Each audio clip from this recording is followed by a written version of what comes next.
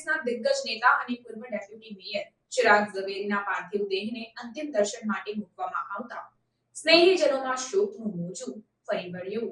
વડોદરા શહેર કોંગ્રેસના દિગ્ગજ નેતા અને પૂર્વ ડેપ્યુટી મેયર ચિરાગ ઝવેરીનું 67 વર્ષની વયે હૃદય રોગના હુમલાના કારણે ગત તારીખ 8 જુલાઈના રોજ અમેરિકામાં નિધન થયું હતું। ત્યારબાદ તેઓના મૃતદેહને અમેરિકાથી વડોદરા વતને લાવવામાં આવ્યો હતો। ત્યારે તારીખ 14 જુલાઈના રોજ 8મા દિવસે તેમના પાર્થિવ દેહને અંતિમ દર્શન માટે મૂકવામાં આવતા સમગ્ર માંજલપુર ગામ સહિત અનેક રાજકીય પક્ષોના આગેવાનો અને સ્નેહીજનોમાં શોકનું મોજું ફરી વળ્યું હતું। જે બાદ ભજન મંડળી સાથે અંતિમ યાત્રા કાઢી માંજલપુરના મંગલેશ્વર મુક્તિધામમાં અંતિમ સંસ્કાર કરવામાં આવ્યા હતા। નેતાની અંતિમ યાત્રામાં મોટી સંખ્યામાં લોકો જોડાયા હતા।